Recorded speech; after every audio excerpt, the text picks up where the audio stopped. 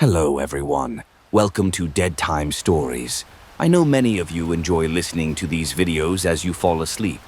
So before you drift off, I'd love for you to leave a comment letting me know where in the world you're tuning in from. And if you're enjoying the story, don't forget to like and subscribe. All right, now let's get comfortable, relax, and dive into tonight's story.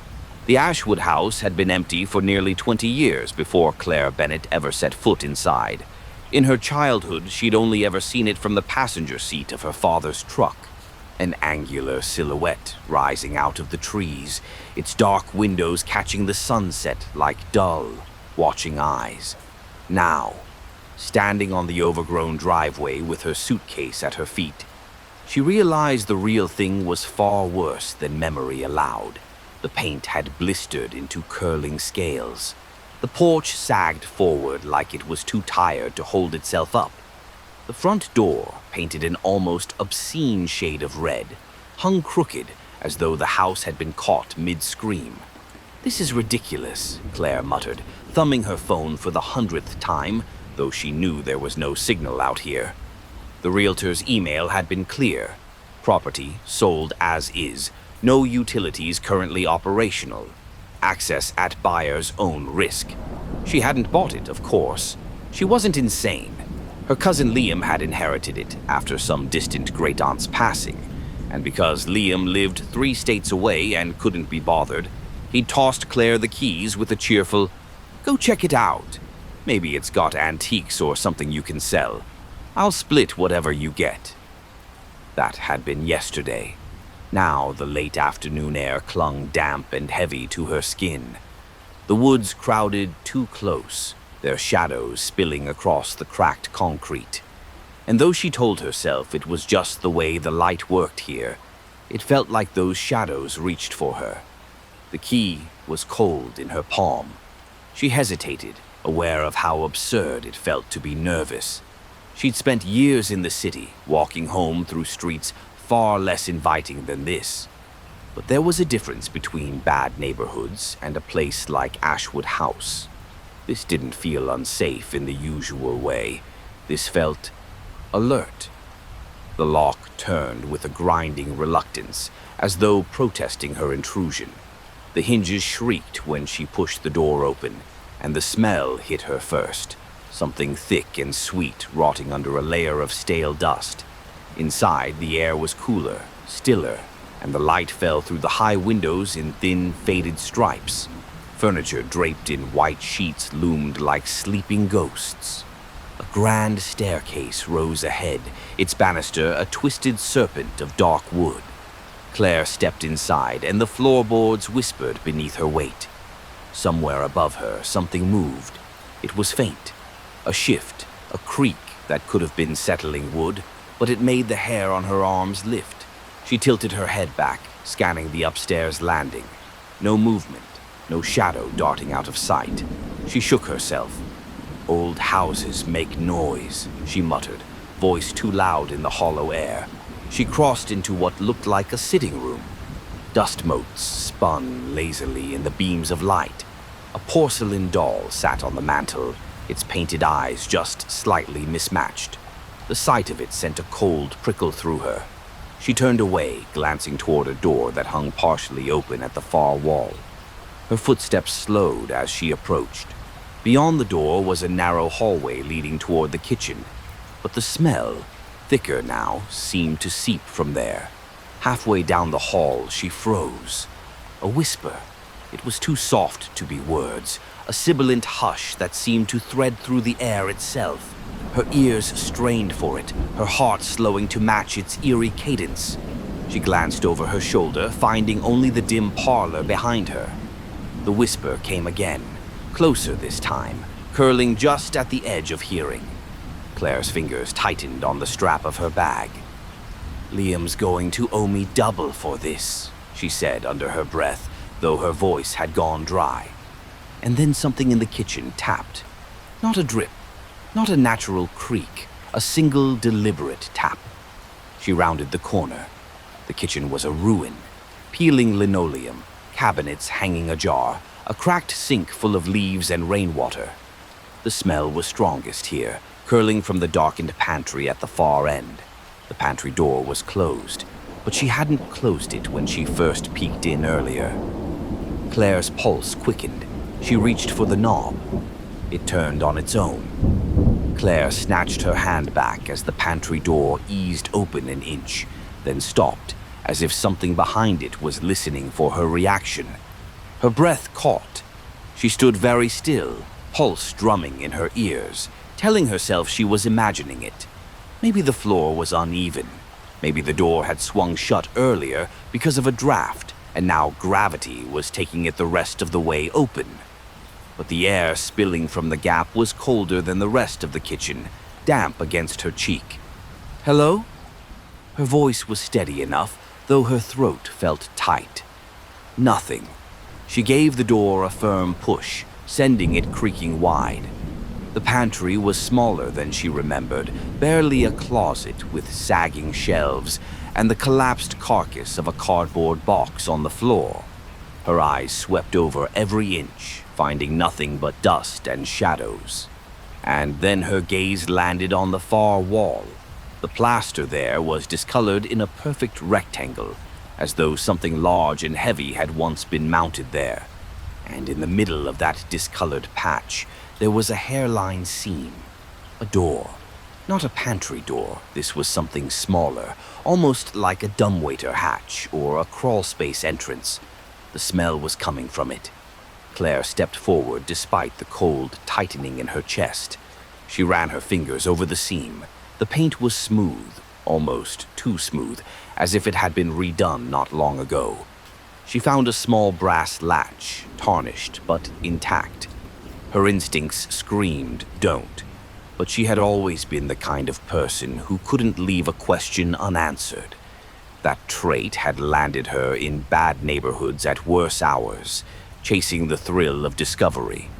The latch stuck for a moment, then gave with a metallic click. The panel swung inward. Darkness breathed out, not just the absence of light, a heavy swallowing dark that seemed to absorb the faint daylight from the kitchen. The smell was stronger here, clinging and sweet, like overripe fruit left to rot in a sealed box. She leaned forward, peering into the space. The opening was only about 2 feet square, leading into a short tunnel lined with raw wood. It disappeared into blackness almost immediately. Something inside shifted. Claire's breath hitched. It wasn't loud, just a subtle scuff, like fabric against wood. But it was close. She couldn't see it, whatever it was. Her phone was in her hand before she realized she'd pulled it out. The flashlight cut a pale beam into the void. The tunnel stretched about 6 feet before ending in what looked like another door, smaller than the first. The beam of light trembled slightly in her grip. The movement came again, this time closer to the far end. A shadow flinched out of sight, too fast for her eyes to follow. Claire's knees went weak. She shut the panel hard, the latch catching with a dull snap. For a long moment, she just stood there, the silence pressing against her from all sides. Then, from behind the closed panel, came a sound that made every muscle in her body tense. A slow, deliberate knock. It wasn't loud. It didn't need to be. That slow, hollow knock carried through the thin wood like a message meant only for her. Claire's hand hovered above the latch again, trembling without her permission. She backed away instead, every nerve screaming for her to put as much distance between herself and that door as possible. The knock came again. 3 beats this time, methodical, evenly spaced. Her voice shook. "Liam, you seriously didn't tell me someone was squatting in here?" Silence. The kind of silence that didn't feel empty. It felt listening. Claire grabbed her bag off the counter and bolted out of the kitchen. Her footsteps echoed through the hall as she crossed back toward the entryway. She reached the front door, twisted the knob. It didn't budge. She stared at it. She'd unlocked it not 15 minutes ago. She tried again, rattling it so hard the hinges groaned. Nothing. Panic flickered at the edges of her thoughts. She ran to the nearest window and shoved at the frame, but it resisted like it had been painted shut decades ago.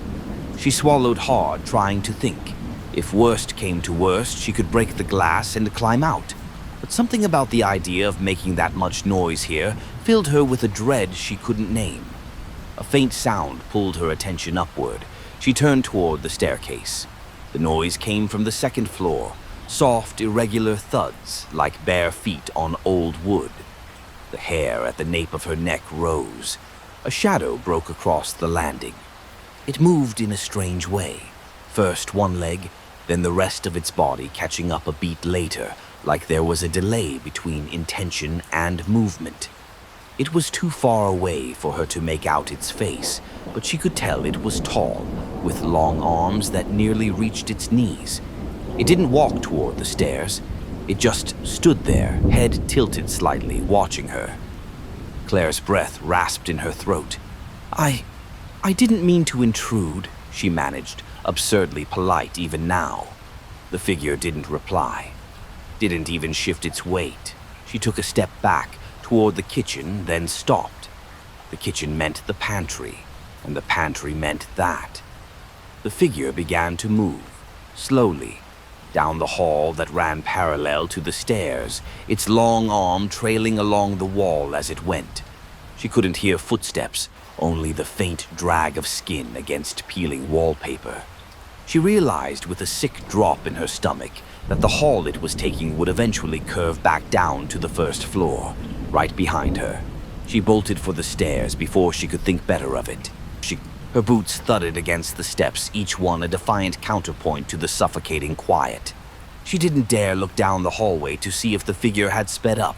Her focus was on the landing ahead, the tarnished brass finial blurring past her vision as she reached the top. The second floor smelled different, less of dust, more of something faintly metallic, like rust or old blood.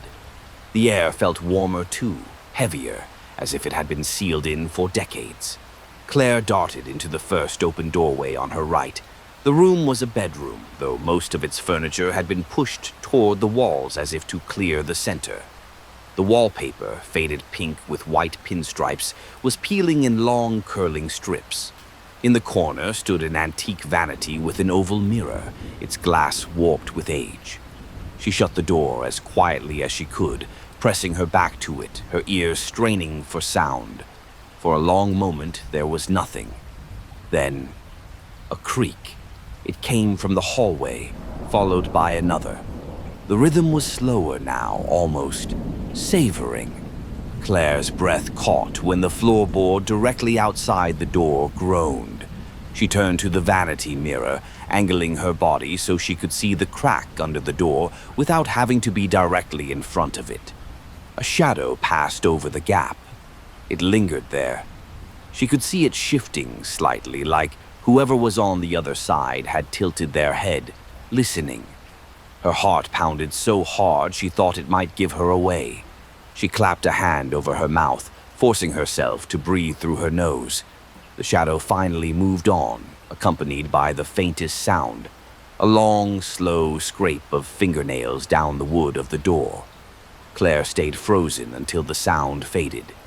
She was about to ease away when something in the mirror caught her eye. It wasn't her reflection. It was a second face, pale and small, hovering just over her shoulder. She spun around. No one was there. Her pulse thundered in her ears. She turned back to the mirror.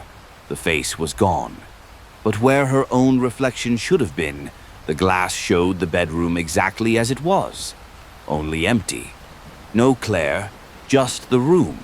And then, in the mirror, the bedroom door slowly began to open.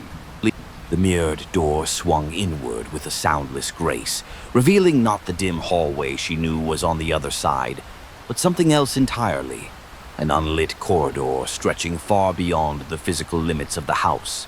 Its walls were the same faded pink wallpaper as the bedroom, but warped and blistered, as if soaked through with damp. Claire's real bedroom door remained firmly shut behind her. She turned, half expecting to see the knob twitch. Nothing. The silence felt almost performative, like the house was holding its breath. In the mirror, the impossible hallway waited. A figure appeared at the far end, too far to make out its details, but not so far that she couldn't see the unnatural length of its arms, the way its head hung slightly to one side, as though studying her with terrible patience. It began to walk. The way it moved was wrong. There was a hesitation in its step, a barely perceptible hitch, as though it wasn't entirely sure how legs were supposed to work. She stumbled back from the vanity, her shoulder hitting the wall. The reflection kept moving toward her, but the real door behind her remained closed and untouched. The figure was only in the mirror, yet with each of its slow steps, the air in the room grew colder. Claire's breath turned to fig. The figure reached the midpoint of the mirror hallway and stopped. It didn't lean or twitch. It simply stood there as if savoring the tension. Then, with no change in expression, it lifted one impossibly long arm and pressed its hand flat to the inside of the mirror. Claire's stomach dropped. The glass flexed, not cracked, not shattered, but flexed like the surface of water. Her first instinct was to run, but something about turning her back on that thing felt like inviting disaster. She edged toward the bedroom door, never taking her eyes from the mirror. The hand on the glass began to push. The surface of the mirror rippled outward, distorting the reflection of the room. A faint wet sound, like something forcing itself through a tight space, filled the air. Claire's fingers closed around the doorknob, just as the figure's fingertips began to emerge from the glass. They were gray, wet, the nails long and black, curling slightly. She yanked the door open and bolted into the hallway. The air outside was warmer, but not comforting, more like the breath of something that had just been waiting. And down the hall, silhouetted against the gloom, the same figure stood. Not in the mirror this time. Here. Claire froze, her body locking before her mind could even catch up. The figure's head was still cocked at that same unnatural angle, its hair hanging in lank, wet strands that clung to its face. It didn't move, didn't breathe, at least not in any way she could see. But she could feel it. The same way you feel the heat of a fire from across a room. She could feel it. Something thick and wrong radiating from it, pushing against her chest. Her hand tightened on the doorknob behind her. Slowly, the figure took one step forward. That was all it took to break her paralysis. Claire spun and ran in the opposite direction, her boots pounding the warped floorboards. The hallway stretched longer than she remembered. Door after door blurring past, none of them open. All closed like the house itself was refusing to offer her a way out. She rounded a corner and skidded to a stop. The hallway ahead was gone. In its place stood the grand staircase she'd taken up moments ago, but now it descended into pitch black. Not shadow, not poor lighting. A perfect consuming void that seemed to eat the edges of the banister. Her breath came fast. No! No, no, no! Behind her, wood creaked. She didn't turn. Instead, she bolted through the nearest door, slamming it shut behind her. She found herself in what must have once been a study. Tall bookshelves leaned precariously against the walls, their shelves sagging under the weight of swollen, mold-speckled books. The smell of rot and damp paper filled her nostrils. In the center of the room sat a massive desk, and behind it a single high-backed chair facing away from her. Something about the curve of the chair made her stomach knot. It was too still, too expectant. Her eyes darted toward the single window, crusted over with grime but not barred. If she could just smash it. The chair creaked. It began to turn. Claire backed away, her eyes locked on the slow reveal. At first she thought it was empty. Then she saw the hands. They rested on the chair's arms, pale and wet-looking like the ones from the mirror, the nails thick and dark. The fingers flexed once, like they were testing themselves. The chair turned fully. revealing not a face but a head wrapped tightly in old, yellowed bandages. No eyes, no mouth, just a faint, shivering breath beneath the cloth, as if whatever was inside had been waiting for a very long time. It lifted one hand and slowly raised a single finger to where its lips should be.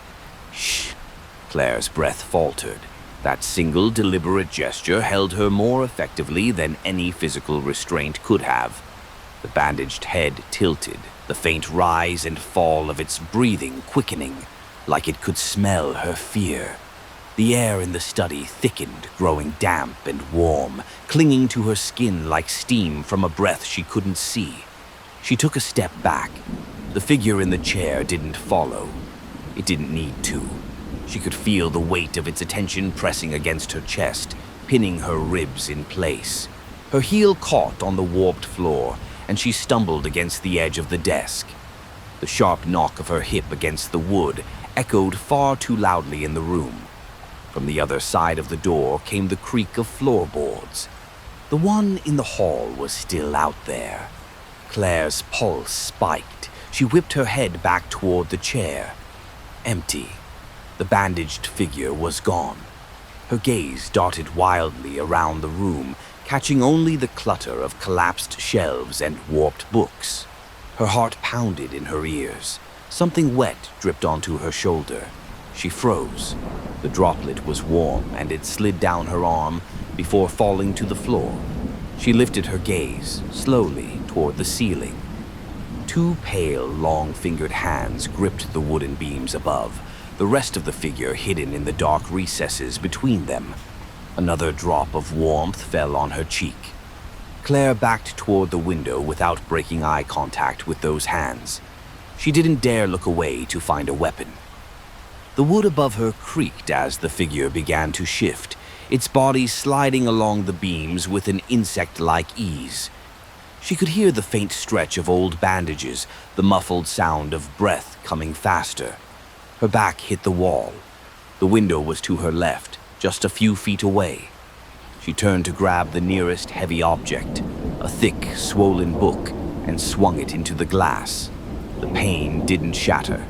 It thudded, like she'd hit something soft. The glass warped inward for a moment, rippling like the mirror had. On the other side, instead of the overgrown yard she'd seen earlier, was only blackness. And in that blackness, something shifted closer to the glass. At first, it was only movement, a distortion in the darkness, like the faint shimmer of heat over asphalt.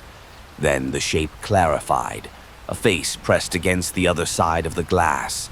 Its skin was the color of ash, stretched too tightly over sharp bones, as if it had been dried and shrunken by time. Its eyes were nothing but pits, deep and empty, yet Claire felt the sickening certainty that it could see her perfectly. The mouth opened. No sound came out, just a gaping, yawning blackness that seemed to pull the room's air toward it. Papers on the desk rustled, then slid toward the window as if drawn by a vacuum.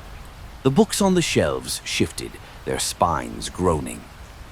Claire gripped the edge of the desk to keep from being dragged forward. Her hair whipped toward the glass, the suction growing stronger with each second. Overhead, the bandaged figure let go of the beams. It dropped behind her without a sound. She spun, heart slamming into her ribs. It stood between her and the door now, tall enough that its head brushed the ceiling. Even without eyes, she knew it was looking right at her. The window's pull intensified, dragging the air past her in a rushing stream. Her fingers slipped on the desk's worn edge. The bandaged figure began to walk toward her, its movements deliberate, like it was pacing itself with the rhythm of her weakening grip. Claire's vision blurred at the edges. The desk's corner bit into her palm. Then, just as her fingers were about to give way, the suction stopped. The window was just a window again, grimy, solid, and looking out over the gray daylight of the yard. She staggered back, gasping, every muscle trembling. The figure in front of the door hadn't moved. It tilted its head slowly, like a curious animal. Then it raised one long arm and pointed, not at her, but at the desk. Confused, She glanced down. There, in the thin film of dust coating the desktop, were fresh marks. 4 long scratches carved deep into the wood in the unmistakable shape of letters. Run. Claire's stomach dropped. The letters were fresh, too fresh. No dust had yet settled into the grooves, and the wood beneath was raw, as though the marks had been gouged only seconds ago. Her eyes darted back to the bandaged figure. It hadn't moved, still stood there, arm extended, finger aimed at the message like a teacher emphasizing the most important line on a blackboard. Her instincts screamed to listen, to obey whatever warning this was. But she didn't know where to run to. The front door had locked on its own. The hallway had stretched and shifted. The window had shown her something that shouldn't exist. The figure lowered its hand. Then it stepped aside. The door was no longer behind it. Instead, in the same space, there was a narrow hallway, much narrower than the upstairs corridor she had entered from. The walls pressed close, peeling wallpaper nearly brushing her shoulders, the far end shrouded in shadow. She glanced between the figure and the hall. Its wrapped head tilted again, and then it made a slow, sweeping gesture toward the passage, as if inviting her. Every part of her screamed not to trust it. But the alternative was staying in this room, where the ceiling might hide more than dust, where the window might not be just a window for long. Her breath hitched. "Fine," she whispered, voice shaking. "Fine." She edged toward the hall. The bandaged figure didn't follow, at least not that she could hear. She stepped into the narrow space, the wallpaper brushing against her arms like damp cloth. The hallway bent slightly to the left, cutting off her view of the study. She glanced back anyway. The doorway was gone. Only more wallpapered walls stretched behind her, seamless and unbroken. A wave of nausea rolled through her. She pressed a hand to her mouth, swallowing it down, and kept moving. The further she went, the darker it became, until she could barely see her own hands in front of her. The smell here was overpowering. Wet wood, mildew, and, beneath it, that cloying sweetness she'd first noticed in the kitchen pantry. She reached out to steady herself against the wall, and her fingers brushed not peeling wallpaper but skin, warm, damp. She yanked her hand back, heart hammering. The wall beside her shuddered slightly, as though something beneath its surface had shifted. Then, ahead of her, in the blackness, something began to breathe. It was slow at first, deep, deliberate inhalations that made the narrow hallway feel even smaller.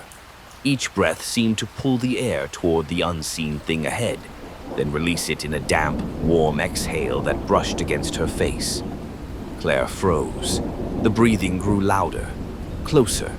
She squinted into the dark, trying to make out a shape, but the blackness was so absolute it might as well have been a wall. Her pulse pounded in her ears, and she became painfully aware of the fact that there was no sound behind her, no retreating footsteps, no shifting wood. Whatever had been in the study wasn't following her. That was somehow worse. The next inhale came with a faint, wet rasp. Her fight or flight instincts screamed flight. She stepped backward, her hands out to either side, brushing the narrow walls. The skin-like texture was still there, warm and subtly moving like it was alive. The breathing stopped. She paused mid-step. In the suffocating silence, something shifted ahead, no longer a vague shape but a definite presence. A subtle scrape as if long limbs were dragging themselves into motion. Claire's heart kicked into overdrive. She spun, deciding she'd rather take her chances with the warped wall behind her than whatever was in front. Except the way back wasn't there. Her fingertips found nothing but smooth plaster where she'd just walked. The hallway had closed. The rasping breath returned, right in front of her now. Then came a sound that made every muscle in her body tighten. A whisper. It was so close she felt it against her ear, though no one touched her. The words were muffled, stretched, but they were unmistakable. "Come closer." Her throat locked. The dark ahead seemed to ripple, like something was stepping forward, shedding the distance between them. She couldn't move, not from fear, but from the suffocating pressure of the air, thick and heavy, as though it was pressing her toward the voice. When she finally forced herself to take a step back, her heel sank into something soft. It shifted under her weight, and then it grabbed her ankle. Claire screamed, the sound raw and ragged in the narrow space. She lurched forward, kicking at whatever had closed its clammy grip around her ankle. The hand, or whatever it was, didn't let go. Its fingers were long and jointed wrong, curling upward like hooks as they dug into her skin through the denim. The grip was cold at first, but quickly warmed, the heat almost feverish, pulsing in sync with her heartbeat. She yanked harder, nails scraping the opposite wall for leverage. Her fingertips caught on something beneath the peeling wallpaper. A ridge, like a vein running just under the surface. It twitched at her touch. The voice whispered again, this time from behind her. "Don't leave." Her stomach knotted. She twisted violently, bringing her other foot down hard on the thing holding her. There was a sharp, brittle crack, like dry twigs breaking, and the grip loosened. She stumbled forward into the dark, half expecting to slam into another wall. Instead, the space opened up suddenly. Her hands found empty air. She took another cautious step, and her boot crunched on something that scattered across the floor. Small, irregular shapes. She knelt and picked one up, holding it to her face in the near darkness. It was round, smooth in some places, but jagged in others. A tooth. She dropped it instantly. The sound of it hitting the floor seemed too loud, bouncing in the silence until it was swallowed by a low, wet sound, like something dragging itself closer. Claire's foot brushed against more of the scattered shapes, and she realized with a jolt that the floor was littered with them. Dozens, maybe hundreds. The breathing surrounded her now, not just ahead but all around, as if the walls themselves had lungs. And then, light. A faint glow bloomed ahead, sickly yellow, as though coming from a bare bulb, struggling to stay alive. She moved toward it on instinct, her boots crunching over the teeth with each step. The glow revealed an archway. Beyond it, the floor was bare concrete, and in the middle of the room sat a single wooden chair. Someone was in it. They were turned away from her, their shoulders hunched, head bowed. A dim chain ran from the chair leg into the darkness of the far wall. As Claire stepped into the room, the figure in the chair slowly began to lift its head. The movement was slow, painfully slow, like the figure's neck resisted the idea of lifting at all. When the head finally came upright, Claire saw greasy strands of black hair hanging limply across a pale, mottled scalp. The skin was blotched in sickly shades, stretched thin over bones that looked too sharp, too close to the surface. The chain rattled faintly, a sound too deliberate to be accidental. Her instincts screamed to back away, but her legs felt locked in place. The figure's head tilted, the motion oddly familiar, just like the thing she'd seen upstairs. Then, without turning around, it spoke. Its voice was hoarse and wet, like something forcing itself through a throat unused to speech. "You shouldn't have opened it." Claire's own voice was barely a whisper. "Opened what?" The chain trembled again, the faint clink, clink, clink sounding almost eager. The figure's spine arched, its head snapping back unnaturally far. The hair fell away from its face, and Claire wished instantly that she hadn't seen it. The skin was paper-thin and blistered, stretched over empty sockets where eyes should be. A long, stitched seam ran from ear to ear, as though the face had once been cut open and sewn shut again. The mouth was wrong, too wide, too many teeth, and it was smiling. Claire stumbled back, her boot catching on the uneven concrete. The figure's body convulsed once, then began to twist in the chair, the sound of bone grinding against bone filling the space. The chain snapped taut, halting its turn just before it could face her fully. It didn't struggle. It just sat there, head cocked backward, that grotesque smile locked in place. "It's awake now," it rasped. The floor beneath Claire's feet pulsed once, like a slow heartbeat, then again, faster. She bolted for the archway, teeth crunching under her boots as she sprinted back toward the dark hallway. But the archway wasn't there anymore, only a wall. From behind her came the sound of the chain sliding, link by link, across the floor. The sound was steady at first, almost lazy, each metallic clink echoing against the bare concrete walls. But then it quickened, like the thing in the chair had decided it no longer needed to wait. Claire pressed her palms to the wall where the archway had been, shoving against the cold surface as if sheer desperation might force it open again. The concrete was damp, and her fingers slid uselessly across it. The chain scraped closer. She turned her head just enough to see it.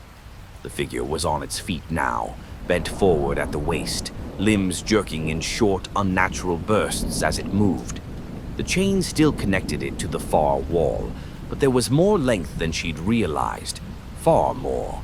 It took another twitching step, the skin along its stitched jaw stretching taut.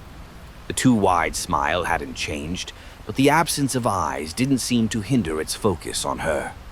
Claire's breathing hitched. She fumbled along the wall, searching for anything, a seam, a door frame, a weakness in the surface. Her hand brushed over a small protrusion. A latch. She didn't think. She yanked it. The wall gave way with a sudden jolt, swinging inward into darkness. She slipped through and pulled it shut behind her, just as the chain clattered against the spot where she'd been standing. Inside, the air was staler, heavier. She pressed her ear to the wall, listening. The clinking had stopped. For a few seconds, all she could hear was her own breathing. Then, 3 slow knocks against the other side of the wall. She pushed herself away, heart thundering, and turned to face whatever space she'd stumbled into. It was narrow, like a service corridor, with low ceilings and walls of bare wood. The faint scent of rot was here, but so was something else, candle wax, still warm.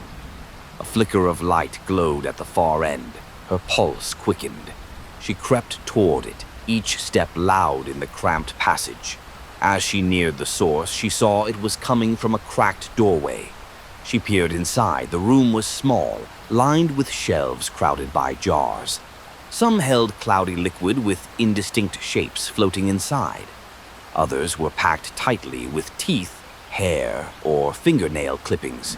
On the floor, dozens of half-melted candles formed a rough circle, and in the center of that circle, scrawled in something dark and uneven, were the words, "It doesn't live here. It comes here." Claire's eyes darted over the words again, her mind snagging on the phrasing. It doesn't live here. That meant whatever had been in the pantry, whatever had stepped out of the mirror, it wasn't bound to this place. It could leave. The thought chilled her more than anything she'd seen so far. She stepped carefully into the room, her boot scraping on dried wax. The air was thick with the mingled smells of mildew and candle smoke, but beneath it was something acrid, like copper left too long in the rain. She crouched near the edge of the circle. The substance used to write the message had seeped into the wood grain, making the letters uneven. She didn't want to guess what it was. A sound drew her attention, a faint tap-tap-tap from one of the shelves. She rose slowly, eyes scanning the jars. Most were opaque with grime, but one, near the top, was clearer. Inside, something pale and curled twitched faintly. Her stomach turned. It was a hand, not severed in a way that looked surgical, but torn, ragged at the wrist. The fingers flexed once, twice, then went still again. The jar fogged slightly from within, like the thing inside had exhaled. Claire stepped back, her hip bumping another shelf. A jar toppled to the floor and shattered, the liquid inside splashing across her boots. A small gray shape rolled free. An eyeball. It stared up at her, the pupil dilating as if adjusting to the light. Her pulse spiked. she backed toward the cracked doorway, glass crunching beneath her feet. The candles guttered all at once, snuffed by an invisible breath. The room plunged into darkness, and in that sudden black, a voice came from just behind her ear, too close to be anything but real. "You're not supposed to see this." She spun, swinging her arm wildly, but her hand met only air. Then, from somewhere deeper in the passage she'd come from, the chain began to rattle again, fast, urgent, coming closer. She didn't think. She bolted through the doorway opposite the shelves into another stretch of narrow hall. This one sloped downward, the floorboards damp and uneven. And at the end, barely visible in the gloom, was a door painted the same obscene shade of red as the house's front door. The sight of that red door stopped Claire in her tracks. It was exactly the same color as the one she'd first unlocked, the same gloss dulled by time, the same hairline cracks in the paint. But it couldn't be the front door. She was deep underground now. The chain rattling behind her grew louder, the sound bouncing off the walls in jagged echoes. She forced herself forward, boots slipping slightly on the damp wood. Up close, the door's paint looked wet, as if it had been freshly coated. A droplet of red slid down its surface. Not paint. Thicker, darker, blood. Claire's breath hitched. The chain was close now. Too close. She grabbed the door's handle. It was icy cold, and turned it without thinking. The door swung inward into a space that shouldn't have existed. She was standing in what looked like a vast, empty field beneath a starless sky. The ground was black soil, cold under her feet, even through her boots. A wind moved across it, but it didn't sound like wind. It sounded like whispers, hundreds of voices speaking at once, too quiet to make out. Behind her, the door was still there, standing upright in the field like a freestanding frame. Through it, she could see the narrow hall and the faint glint of the chain sliding closer. She stepped out into the field, letting the door close behind her with a muffled click. The whispers grew louder. They weren't coming from the wind. They were rising from the ground itself. She knelt, brushing her fingers across the soil. It was warm. Something shifted beneath the surface, just enough for her to feel it. Then, a few feet away, the earth bulged upward, cracking open. A hand, long, pale, and slick, pushed through the soil, then another. The dirt crumbled away to reveal a head forcing itself upward, its mouth already stretched in a grin too wide to be human. Claire staggered back, but the ground behind her began to move too, more hands breaking through, more grinning faces forcing their way into the open air. The whispers became words now, all of them speaking at once, their voices thick with hunger. "You opened it. You opened it. You opened it." The red door behind her swung open again, on its own, and in the doorway stood the bandaged figure, motionless, waiting. The figure's bandaged head tilted in that slow, deliberate way that made Claire's skin crawl. It didn't step forward. It didn't need to. Its presence pressed into her chest like a weight, even from across the distance of the field. Behind her, the ground kept breaking open, pale hands clawing their way free. The faces that emerged all wore the same grin, wide, impossibly stretched, their lips torn at the corners. The whispers swelled into a chant, overlapping, urgent. "Come back, come back, come back." The bandaged figure lifted one hand and extended it toward her, palm up. A summons. Claire's options flickered through her mind, run deeper into the field and risk whatever horizonless void lay beyond, or step back toward it and the door. The soil shifted under her boots, warm as flesh. Fingers grazed her ankles, curling like they meant to pull her down. She bolted for the red door. The hands snatched at her legs as she ran, nails scraping denim, tearing through threads. She hit the door frame at full speed, shoving past the bandaged figure without letting herself look directly at it. The moment she crossed the threshold, the air changed. She was back in the narrow hall, the damp wood underfoot again. The door slammed shut behind her with a deafening bang that rattled the walls. The chain noise was gone. Silence wrapped around her like something alive. Then, faintly from the other side of the red door, she heard it. One slow knock, followed by a voice low and almost gentle. "You can't shut it forever." Claire staggered backward from the red door, her shoulder hitting the damp wall. The wood pulsed faintly beneath her touch, as though a heartbeat had settled into it.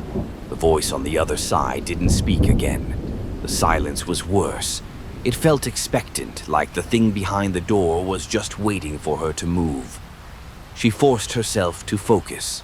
She couldn't stay here. She had to find a way out before the door, or whatever had come through it, decided to open again. The hall ahead sloped upward, the air gradually warming as she climbed.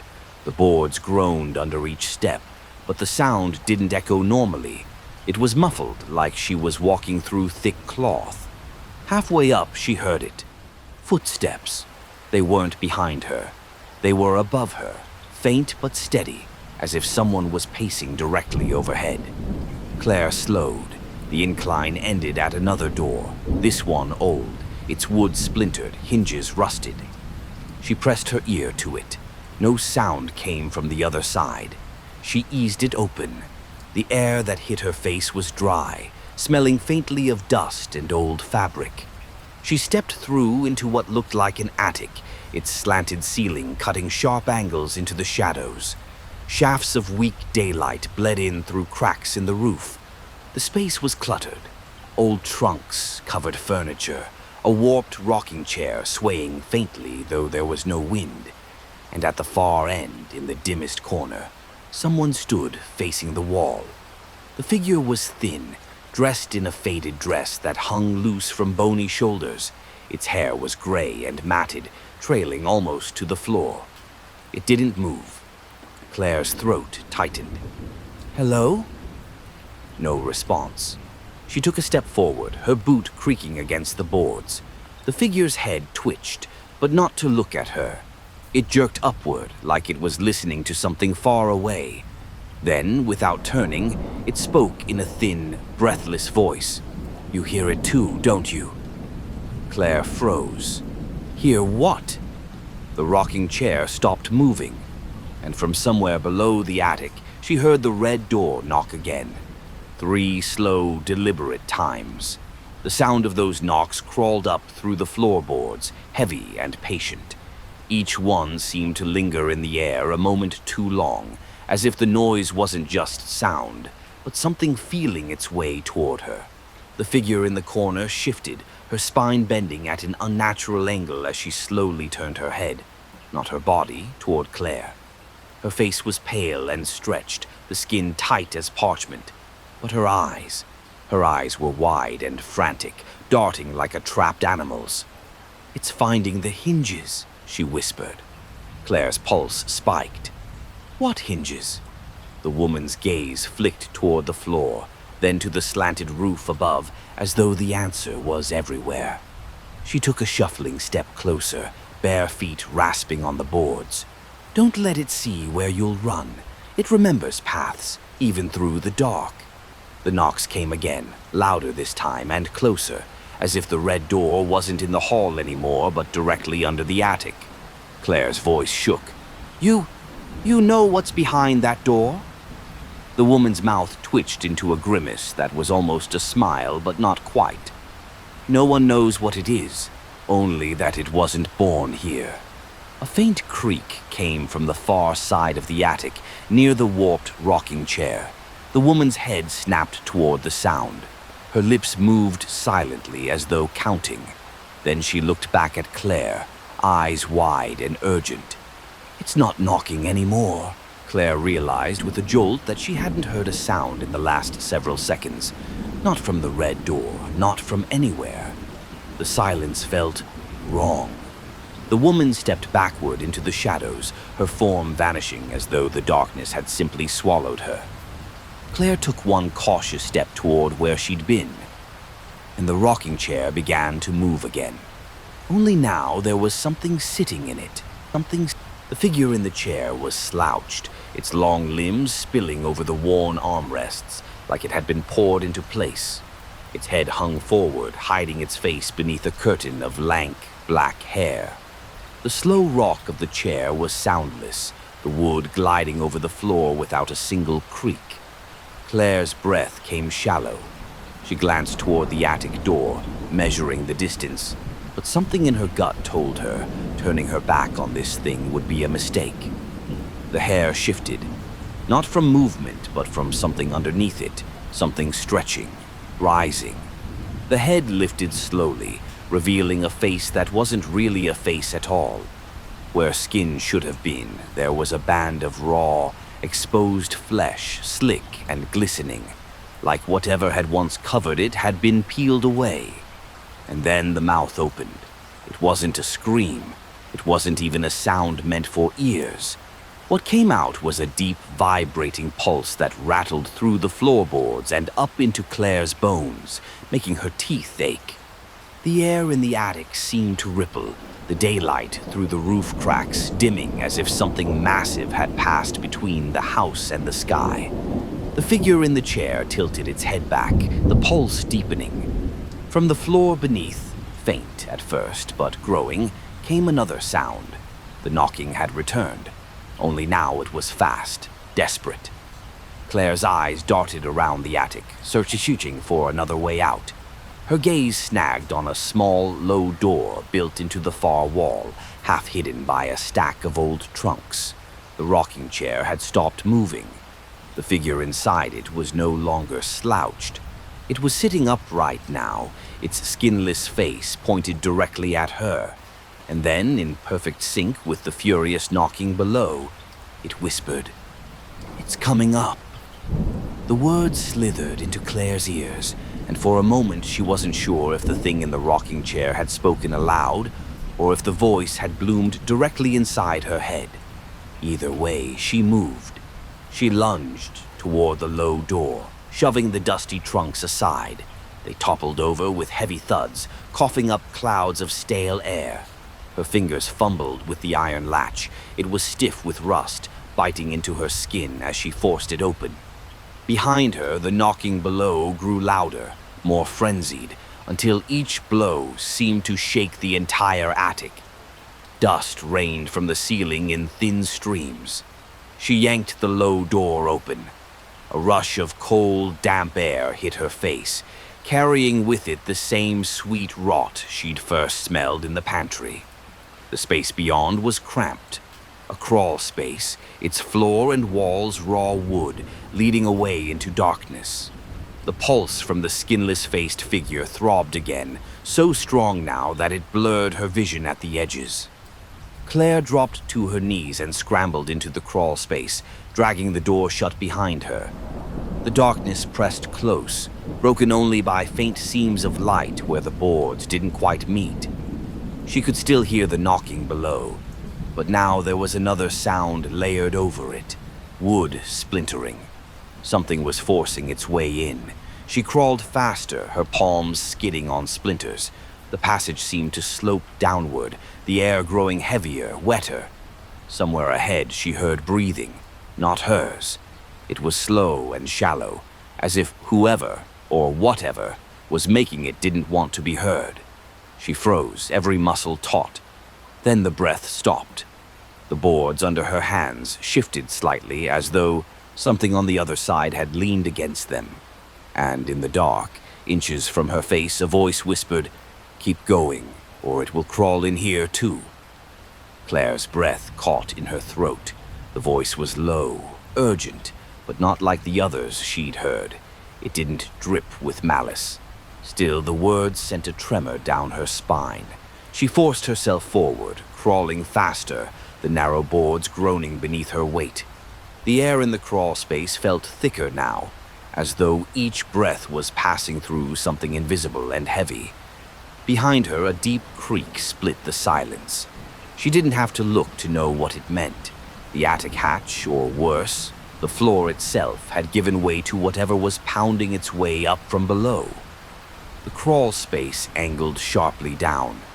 Claire's knees slid, her palms scraping on splintered wood as she half crawled, half fell. Somewhere ahead, faint light seeped through a gap in the boards. She lunged toward it.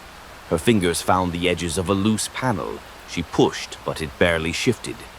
Something sticky clung to the other side, pulling back against her effort. She shoved harder, ignoring the sharp sting as a splinter drove deep into her thumb. The panel came loose with a wet snap, toppling outward, and she nearly spilled into a small, candlelit room. It was different from the last one she'd seen.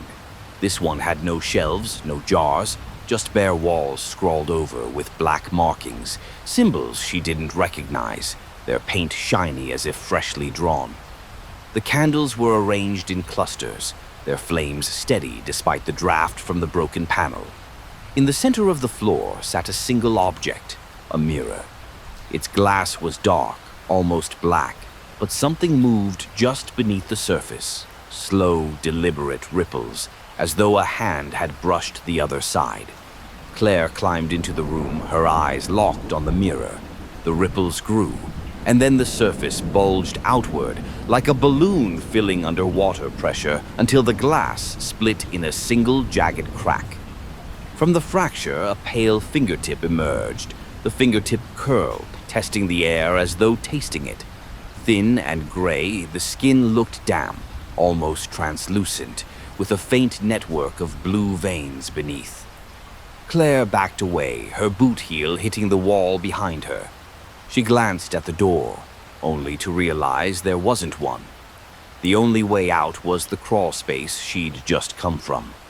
The finger was joined by another, then another. Soon an entire hand pressed through the cracked glass, its long nails scraping the floor as it gripped the mirror's frame. The wood groaned under its hold. Claire's chest tightened. No! The hand began to pull. The surface of the mirror stretched, distorting as a forearm slid through, followed by a shoulder. The thing's head emerged next, wrapped in the same yellowed, fraying bandages she'd seen before. Only this time there was no body on the other side. The rest of it poured out like liquid shadow, reforming into the tall skeletal shape that now stood between her and the mirror. The candles guttered but didn't go out. Instead, their flames bent toward the figure, as though drawn to it. It tilted its head, slow, deliberate, and stepped closer. Claire's pulse roared in her ears. "Stay away from me." The figure paused as if considering her words. Then it crouched, bringing its covered face level with hers. Its bandaged head inclined slightly toward the crawl space opening, and in a voice so quiet it was almost thought rather than sound, it said, "You'll lead it to the hinges if you keep running." Her stomach dropped. What does that mean? The bandaged head leaned even closer until she could smell the faint rot beneath the musty cloth. "You've already shown it too." Claire's mind scrambled to understand, but before she could speak, the figure straightened and stepped back into the mirror. The surface rippled, sealing over as if nothing had ever touched it. She stood frozen, the candles flickering softly around her. Then, from the crawl space opening behind her, something began to crawl in. The sound came first, wet, deliberate, like hands dragging across damp wood. The opening was small, far too tight for a person to pass through comfortably, yet whatever was coming didn't seem hindered by the space. Claire's breath caught. She backed toward the mirror, eyes fixed on the dark square in the wall. The first thing she saw was a hand, paler than the bandaged figures, with skin that looked almost waxy. Its fingers bent the wrong way as it gripped the floor, pulling the rest of its body forward. The head came next. It was bald, the skin stretched so tightly over the skull that it shone in the candlelight. Its eyes were wide, glassy, unblinking, eyes that looked wet. And its mouth was already smiling, a rictus grin so wide it seemed to tear into its cheeks. It pulled itself farther into the room, its movements jerky but fast. Claire's instincts screamed to run, but the only exit was behind the thing now. Her gaze darted to the walls, Bare wood and black-painted symbols. No door, no window. Her eyes landed on the mirror. She didn't know if stepping into it was possible, or if it would even lead somewhere she could survive. But it was the only thing that wasn't a dead end. The crawling figure was halfway through now, its chest squeezing unnaturally through the narrow opening, ribs bending like pliable wire. Claire bolted for the mirror. The glass was cold under her palm, but it didn't ripple like it had for the bandaged figure. She slammed her other hand against it, desperate. "Let me in!" The crawling thing's nails scraped the floor, gaining speed. The mirror surface shivered once, faintly, and she threw herself forward, only to bounce off, landing hard on the floor. The thing was almost fully inside now, its head lifting to lock eyes with her. The grin deepened, impossibly. And then it spoke, its voice high and wrong, like a child mimicking an adult. "I can smell where you've been." The words clung to Claire's skin like a film, making her stomach knot. The thing's voice wasn't just sound. It had weight, sinking into her bones. It slid fully into the room now, unfolding its limbs in short, twitching bursts. The grin never faltered. Its eyes flicked toward the crawl space opening, then back to her as though confirming she had nowhere else to go. Claire scrambled backward until her shoulders hit the mirror. The glass was cold but solid, a dead end. The crawling thing began to move. Not fast, but steady, its hands flattening against the floor as it advanced. The way it moved wasn't quite human. It didn't shift its weight the way a person would. It pulled itself forward like it was reeling in some invisible tether. Her mind raced. She scanned the candlelit walls again, eyes darting over the black symbols. Some of the paint lines were cracked, flaking slightly from age. Others looked fresh, wet enough to shine. The thing paused midway to her, its head tilted, nostrils flaring slightly. It sniffed the air. Then, in that same unsettling, childlike cadence, it said, "One hinge." Her chest tightened. It crept another step closer. "Two hinges," the bandaged figure's warning rang in her ears. "You've already shown it 2. She glanced at the crawl space, then the mirror. The hinges, whatever they were, weren't literal doors. They were places, and she'd led this thing to them. Its grin widened further, lips cracking at the corners. "Where's the third?" it asked. Claire swallowed hard, her back pressed so tightly to the mirror she could feel her heartbeat in her spine. "You're not going to find it." The thing's eyes narrowed, the first change in its expression since she'd seen it. Then it lunged. She dove sideways, candles scattering as her boot caught one and sent it rolling. The flame guttered against the wood floor, flaring dangerously close to the symbols. The crawling thing hissed, a wet, sharp sound, and recoiled from the shifting light. Claire didn't waste the moment. She grabbed the fallen candle, the wax burning her palm, and thrust it toward the nearest wall of symbols. The flame licked across the wet black paint. It didn't behave like normal ink or paint. It bubbled, hissed, and released a stench so foul it made her gag. The crawling thing shrieked, the sound piercing and wrong, like metal tearing. It reared back, limbs jerking wildly, as if the burning symbols hurt it. Claire's mind raced. These markings weren't decoration, they were keeping something in, or keeping her safe from it. She kicked over another cluster of candles, dragging their flames toward a second section of the wall. The black symbols sizzled again, smoke curling into twisted shapes before dissipating. The crawling thing scrambled backward toward the crawl space, hissing and twitching. But it didn't leave. It clung to the floorboards like it was waiting for the fire to die. The mirror behind her gave a soft thrum. She spun toward it and saw the surface ripple faintly. Not a hand this time, not the bandaged figure. Instead, a face pressed close to the glass, her own face. The reflection's eyes locked on hers, and it mouthed something she couldn't hear. She leaned closer. What? The reflection's lips moved again, slower this time. She could read it. Third hinge. Don't burn it. Claire's pulse spiked. What is it? Where? She demanded, but her reflection only stared back, mouth frozen mid-word as if it had been caught in the middle of speaking and someone had hit pause. Behind her, the crawling thing moved again, the scraping sound loud in the small room. She turned to see it inching closer, testing the edges of the scorched symbols as if waiting for a gap. The mirror thrummed again, louder this time, almost urgent. And from somewhere deep beyond the glass, a muffled knock echoed, 3 slow, deliberate strikes. The knocks vibrated through the mirror, running up Claire's spine like an electric current.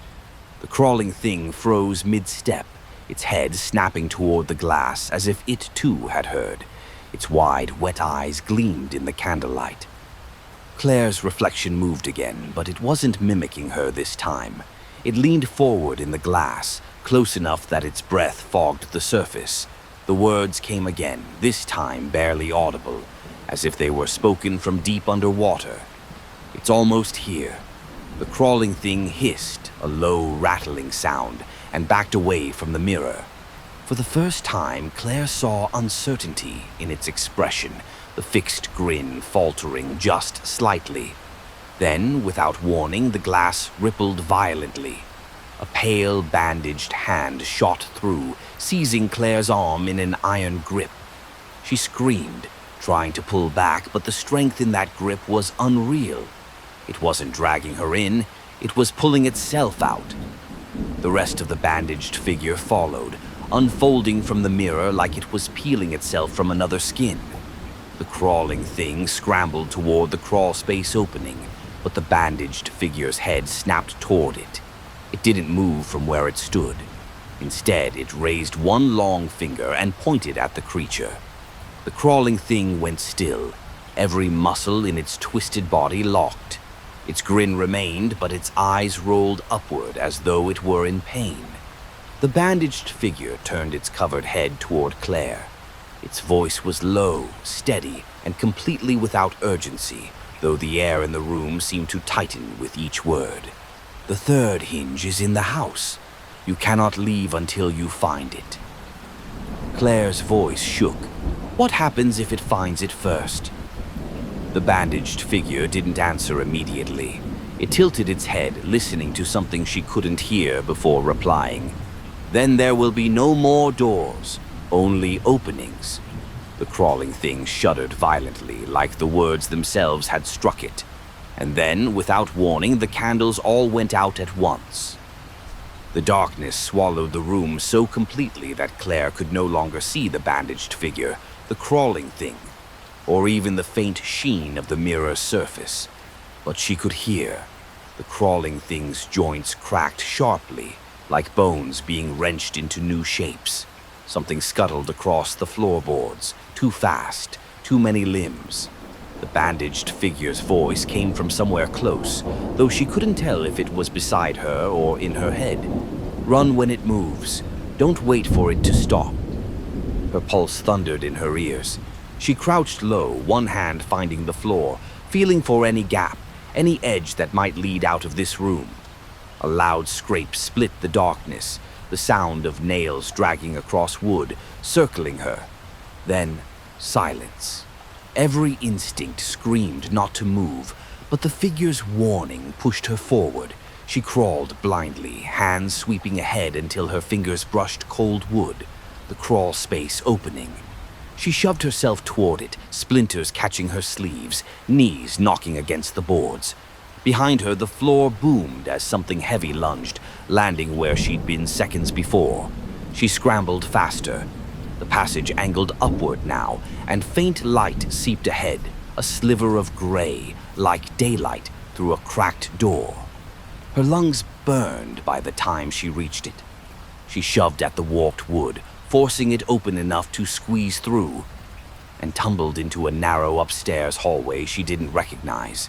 The air here was stale, but still, the silence so complete it felt unnatural. 3 doors lined one wall, all closed. The middle door was painted that same obscene shade of red. Claire's breath hitched the moment she saw it. That same shade of red, as if the paint itself had followed her through the shifting halls. Her first instinct was to turn away, to pick any of the other two doors. But something in her gut told her that if she ignored it, the red door would simply appear somewhere else. Closer. The air in the hallway seemed heavier near it, the faint scent of iron curling into her nostrils. She took a step toward the door, then froze. From behind it came a soft scritch, like fingernails raking gently over wood. It wasn't frantic, wasn't violent, more like someone idly passing the time. Claire glanced at the other two doors. Both were plain wood, peeling paint around their frames. No sound came from either of them. The scritch stopped. And then, 3 slow knocks. Her stomach dropped. She backed away, her heels scuffing against the warped floorboards. From the far end of the hallway, a soft voice drifted toward her, almost sing-song.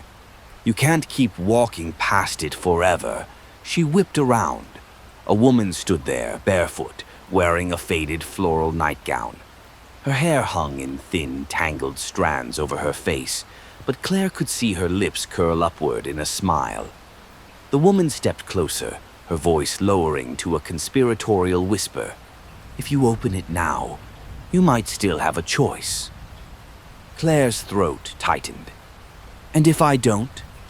The woman tilted her head, strands of hair swaying across her pale cheek. Then it will open for you. The hallway seemed to constrict, the walls inching inward with every breath Claire took. The woman's eyes, shadowed under her hair, flicked toward the red door. One of the hinges is on the other side. Claire's pulse spiked. Which one? The smile widened, but the woman didn't answer. Instead, she reached for the door's handle, and the wood shuddered under her touch as if something inside had leaned into it. The woman froze, her hand still resting on the trembling handle. For a moment, she didn't move, didn't speak, just tilted her head slightly as though listening to whatever was on the other side. Claire took a step back. The scritch started again, but now it was faster, more erratic, like claws skittering over the wood in anticipation. The woman's shoulders rose with a slow inhale. It knows you're here now, she said without turning around. Claire's voice was low, almost a whisper. Then don't open it. The woman's head twitched, not a nod, not a shake, but a small, unnatural jerk, as if her neck didn't quite work right. That's not how it works. Her fingers tightened on the handle. The knocking began again, but this time it wasn't in threes. It was constant, pounding, shaking dust from the frame. The sound was too big for the door, too heavy, like something far larger than the hallway could contain, was forcing itself against the wood. Claire's breath quickened. Stop! The woman twisted the handle. The door slammed open on its own, striking the wall with a deafening crack. Beyond was not a room. It was blackness, not shadow, not absence of light. This was a void so deep it seemed to drink in the hallway air, pulling Claire's hair toward it. And in that void, something moved. She couldn't see its shape exactly, only the shifting of the dark, an immense presence rolling just beneath the surface, as if the black itself were water and something was swimming in it. The woman stepped back from the threshold. If it crosses, there won't be hinges anymore. The darkness surged forward, spilling across the doorway like smoke. Claire stumbled backward, and the bandaged figure stepped out of the black, its long arm shooting out to grip the doorframe, holding the void at bay. The bandaged figure's grip dug deep into the wood, its long fingers splintering the frame. The darkness pressed against it, writhing like a living thing, tendrils of shadow curling around its arm and vanishing into the frayed cloth. It didn't move, didn't flinch, but Claire could feel the strain in the air, as if the figure was holding back an ocean with one hand. The woman in the floral nightgown backed away, her smile gone now, her lips pressed into a thin, bloodless line. "It's stronger here," she said, voice trembling for the first time. The bandaged figure turned its head toward Claire, not the woman. Its voice was low, even, but there was no mistaking the command in it. "Find the hinge before it does." Claire's pulse spiked. "I don't even know what—" The void slammed against the doorway, hard enough to shake the floorboards. A sound like distant thunder rolled through the hallway, though it came from nowhere natural. The woman's eyes darted to the two plain doors along the wall. If it's here, it's in one of them. Claire's gaze snapped between them. Both were identical. Same faded paint, same warped frames. No markings, no hints. The bandaged figure's other hand shot out, pointing at the plain door farthest from the red one. The woman hissed through her teeth. "That's not where I would look." The shadows in the doorway swelled again, pressing harder against the bandaged figure's arm. The wood groaned under the strain. Claire's chest tightened. She didn't have time to weigh either choice. She lunged for the farthest plain door, the one the bandaged figure had pointed to, and yanked it open. The smell hit her first. Damp earth and something faintly metallic. The room beyond was small, windowless, the walls lined with shelves of rusted tools. In the center sat a wooden crate, and on top of the crate, resting as though it had been placed there deliberately, was a single brass hinge. Only it was breathing.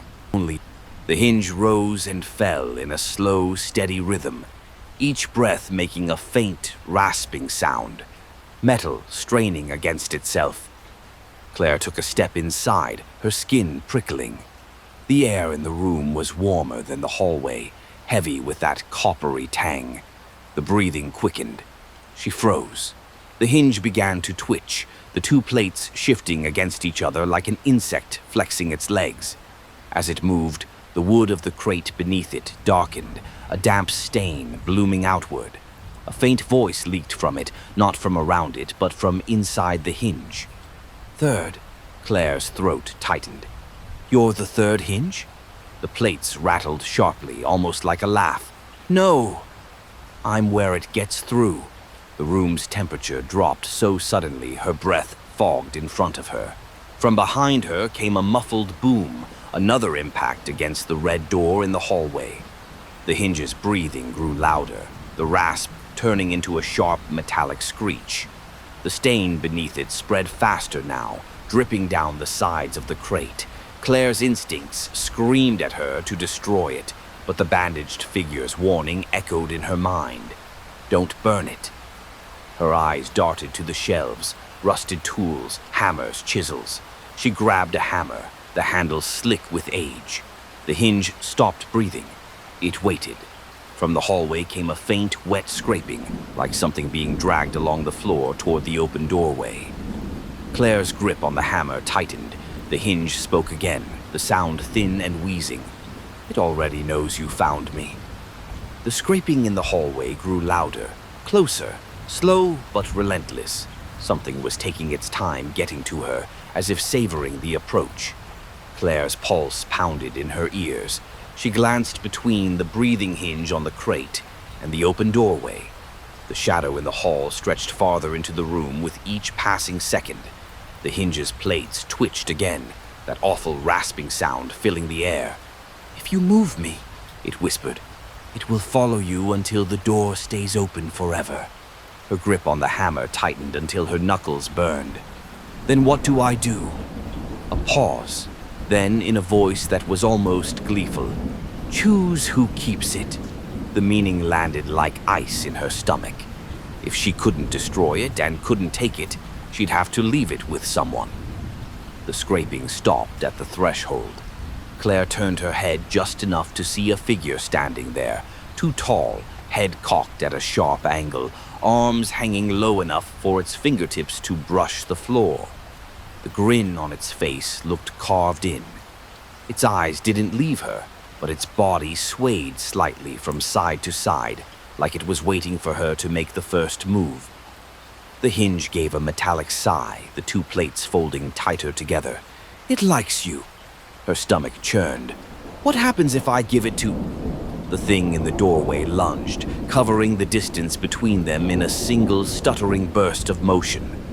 Claire swung the hammer on instinct, but the figure stopped just short of her, its head twisting sharply toward the hinge on the crate. It let out a low, rattling breath, almost a laugh, and reached for it. The moment its fingers brushed the brass, the hinge let out a piercing metallic scream. The walls of the room buckled inward. The shelves rattled violently, tools clattering to the floor in a chaotic chorus of metal on wood. The air thickened, pressing in on Claire's chest until each breath felt like it was clawing its way out. The tall figure jerked backward from the crate, its long fingers curling in on themselves as if burned. It let out a harsh, guttural noise that seemed to vibrate in Claire's skull. The hinge, still shrieking, began to twist on its own, plates folding and unfolding in rapid spasms. The sound was unbearable, like steel tearing against steel. The wood of the crate cracked. From inside the splintering box came a surge of something. Not smoke, not shadow, but a fluid darkness that moved with purpose. It poured over the crate and snaked across the floor, reaching for both the tall figure and Claire at once. The figure recoiled, retreating toward the hallway, but the darkness caught its ankle. The thing convulsed violently, its limbs twitching at unnatural angles before it tore itself free, leaving behind something pale and wet on the floor. Claire stumbled backward, her eyes locked on the hinge. It wasn't just breathing now, it was panting, almost frantic. The darkness surged toward her. She dropped the hammer and grabbed the hinge without thinking. The instant her fingers closed around it, the darkness stopped. The room went still, too still. Even the sound of the red door pounding from the hall cut off, leaving only her ragged breathing.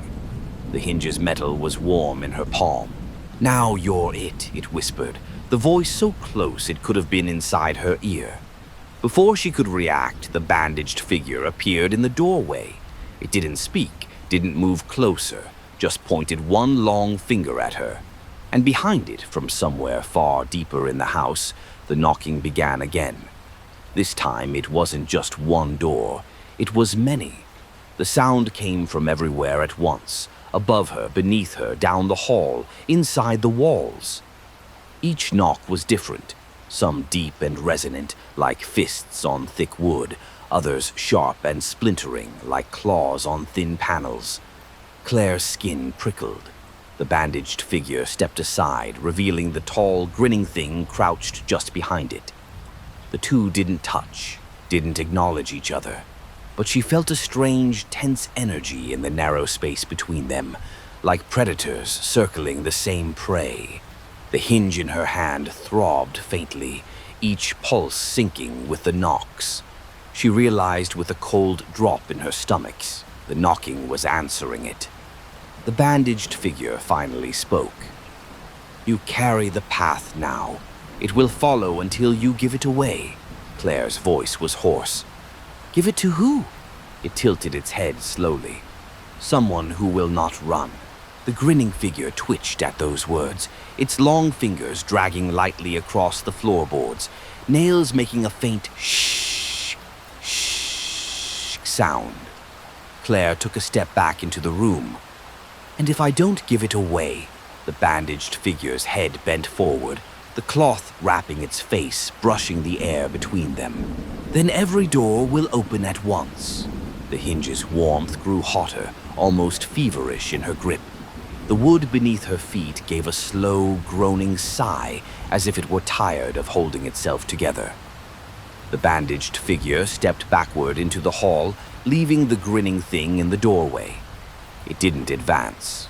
It just stood there, swaying slightly, its fixed smile wider than before. It raised one long arm and pointed, not at her, but toward the far corner of the tool room. She followed its gesture. There was a hatch in the floor. She could have sworn it hadn't been there before. And from beneath it came a faint, rhythmic breathing. The breathing was slow, deliberate, too steady to be asleep. too deep to be human. Each inhale seemed to pull the air slightly toward the hatch, tugging at the edges of her hair. Claire's grip on the hinge tightened until her knuckles ached. The metal was almost hot now, each throb in sync with the thing beneath the floor. The grinning figure didn't move from the doorway, but its head tilted farther, vertebrae creaking like old wood. It was still pointing at the hatch, its arm unnaturally straight, finger rigid. The knocks in the house had gone silent. The quiet was worse. Claire knelt by the hatch, her other hand braced against the cold wood. The boards felt faintly damp, as though moisture had been seeping up from below.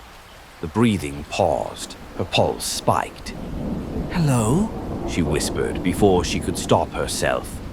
The reply came immediately, a whisper so soft it was almost part of the air. "Bring it closer." The hinge in her hand pulsed again, harder this time, like it was reacting to the voice. Claire's eyes darted back to the doorway. The grinning figure's expression hadn't changed, but she swore its shoulders were rising and falling faster now, as if excited. The whisper from below came again, clearer. "I can take it from you." Her mind raced. This could be the someone the bandaged figure meant, someone who wouldn't run. Or it could be something far worse. The boards beneath her hands began to warm, the heat seeping upward. Then, without warning, the hatch latch turned on its own, clicking open. The breathing below grew louder, closer, like whatever was down there was already leaning up toward her. Claire's every instinct screamed to back away, but the hinge whispered in her palm, voice urgent now. "If you don't give me away, I'll call them all."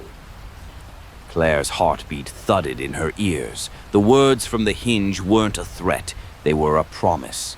Her eyes darted between the open hatch and the grinning figure in the doorway.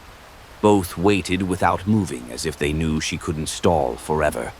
A damp, heavy breath rolled up from the darkness beneath the hatch, brushing her face with the faint stench of wet soil. "Closer," the voice below urged again, its tone dripping with something between hunger and longing. The hinge in her palm burned hotter, the heat licking into her skin until she almost dropped it. Claire knelt lower, peering into the opening. At first she saw nothing, just blackness. Then two pale shapes rose into view. Hands.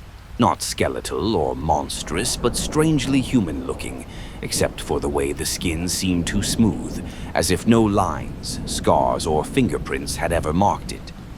The hands stopped just below the surface, fingers splayed in anticipation. The grinning figure's head twitched, its smile stretching impossibly wide, teeth catching the candlelight from behind it. "Give it here," the voice from the hatch coaxed, softer now, almost gentle. Claire's grip faltered, her mind flashed to the bandaged figure's warning. Someone who will not run. Whoever, whatever, was below hadn't moved toward her beyond those waiting hands. It wasn't trying to grab her. It was waiting for her choice. But if she gave it away to the wrong thing, the knocks started again. Not from around the house this time, from directly beneath her. Each one slammed up through the boards, vibrating into her knees. The voice from the hatch was no longer gentle. "Give it to me or I'll come take it, or I'll—" The force of the knocks shook the hatch under Claire's hands, rattling the iron hinges so hard they squealed. Dust sifted down from the ceiling in lazy spirals, settling in her hair and clinging to the sweat on her face. The pale hands in the dark flexed once, slow and deliberate, like they were testing the air between them. The hinge in her grip thrummed violently now, each pulse syncing perfectly with the pounding from below. Her palm ached, skin stinging as if the metal were trying to fuse itself to her flesh. "Give it. Here." The voice no longer bothered with coaxing. It was raw command, threaded with a static-like hiss that made her teeth hurt. Claire's jaw clenched. "And what happens if I do?" The answer came in a tone so confident it chilled her. "Then it's mine, and it will never find you again." From the doorway, the grinning figure let out a low, guttural laugh, shaking its head slowly. The sound had no joy in it, just mockery. Claire's eyes flicked to it. "What? You think I'm making a mistake?" The figure leaned forward, its two long arms dangling like pendulums, and whispered in a voice that seemed to come from inside her skull. "It won't keep it. Nothing can." The knocks intensified, faster now, less like fists and more like something massive, slamming itself repeatedly against the barrier between them. The bandaged figure's words came back in a rush. "Then every door will open at once." She stared at the waiting hands below. If she kept the hinge, she'd be hunted. If she gave it to this, maybe she'd be free. Or maybe she'd be giving the thing in the hatch exactly what it needed. The wood beneath her groaned, splintering. One of the pale hands lifted, rising toward her, open and patient. Claire tightened her grip on the hinge and made her choice. She didn't let herself hesitate. Claire leaned over the hatch and pressed the hinge into the waiting hand. The fingers closed around it instantly, too quickly, like a trap snapping shut. The smooth, pale skin was ice cold, the chill traveling up her arm before she could pull back. The second hand rose to join the first, cradling the hinge between them almost reverently. The knocking stopped. The silence was so sudden it left a ringing in her ears. She exhaled slowly, her shoulders slumping. For the first time since she'd set foot in the Ashwood house, the air didn't feel charged with pressure. Then the voice came again, lower now, almost satisfied. "It's mine." The hands sank back into the dark, taking the hinge with them. Claire scrambled away from the hatch, her breath quickening. She didn't want to be anywhere near it when... boom! The impact shook the floor so violently she nearly toppled. It didn't come from the hatch this time, it came from everywhere. The walls, the ceiling, the boards beneath her. Another boom, and the entire room seemed to swell, the wood bending like it was breathing. From the doorway, the grinning figure straightened, its head tilting in what almost looked like delight. "You didn't keep it," it said in that mocking tone again. The hatch behind her snapped shut with a metallic clang. From deep below, muffled but rising fast, came the sound of 1,000 locks turning, one after another. Rapid, relentless. The grinning figure's smile somehow widened. "Now there are no hinges left." Claire's breath caught. What does that mean? Its answer was simple and worse than anything she'd imagined. It doesn't need doors anymore. The words settled over her like a weight, squeezing the air from her lungs. The grinning figure stepped into the room, its long fingers trailing along the wall. The wood beneath its touch darkened, softening as though rotting in real time. Beneath her feet, something stirred, not in the hatch anymore, but in the boards themselves. The faint rise and fall of breathing spread outward, pulsing through the floor like the heartbeat of the house. Claire backed toward the far corner. If there are no doors, what happens now? The figure tilted its head sharply, vertebrae popping one by one, and whispered, "It comes in from anywhere." A sharp crack split the air. One of the walls bulged inward, as if something enormous had slammed against it from the other side. Dust poured from the ceiling. Then came another impact, this time from the ceiling itself. The planks bowed dangerously, groaning under the strain. Claire's mind raced. She couldn't fight it. She couldn't outrun it if it truly could come from anywhere now. A familiar voice broke through the noise, low, steady, and close. "You still have one path left," she whipped around. The bandaged figure was standing behind her, impossibly close. It pointed toward the far wall where the rotting wood had split just enough to reveal a narrow gap, an opening that hadn't been there seconds ago. Through it, she could see dim light, flickering like candle flame. "Go now," it said, "before it learns to come through the walls." The grinning figure stepped aside, still smiling, as if it wanted her to go. Claire's pulse pounded in her ears. She darted toward the gap, slipping through just as another thunderous blow shook the room. She found herself in a narrow, twisting stairwell that seemed to spiral downward. Far below, in the shadows, she heard it. Soft at first, then clearer. Knocking. Only this time it was in perfect rhythm with her heartbeat. Each knock vibrated up through the spiral stairs, traveling into her bones like an echo that belonged inside her rather than around her. She gripped the warped banister for balance, but the wood was slick, damp with something that wasn't quite water. The flickering light she'd glimpsed before seemed farther away now, receding as she descended. The steps groaned beneath her weight, the sound oddly muffled, like the house was swallowing the noise. Halfway down, the knocking stopped. Her breath came fast in the sudden silence. She slowed, straining to hear anything else. A faint creak rose from below, followed by a wet shuffle, something moving but not in any human rhythm. Claire gritted her teeth and kept going. The stairs curved tightly, and at the next turn, the flickering light returned, closer now, spilling from a cracked doorway. She reached the bottom, pressing herself against the wall beside the opening. The air here was warmer, heavy with that same sweet rot that had haunted her since the pantry. She risked a glance inside. The room was small, circular, and entirely empty, except for a single chair in the center. The chair faced away from her, its back straight, legs rooted firmly to the damp stone floor. Something sat in it. She couldn't see much, just the top of a head, perfectly still. Then it spoke in a voice that was neither male nor female, but layered, like several tones stacked together. "You gave it away. That means you owe me now." Claire's throat tightened. "I don't even know who you are." The figure in the chair shifted slightly, its head tilting just enough for her to see a sliver of its face. The skin was smooth, featureless, no eyes, no mouth, just the faint suggestion of where they should have been. "You will," it said, its voice dropping lower, "when I collect."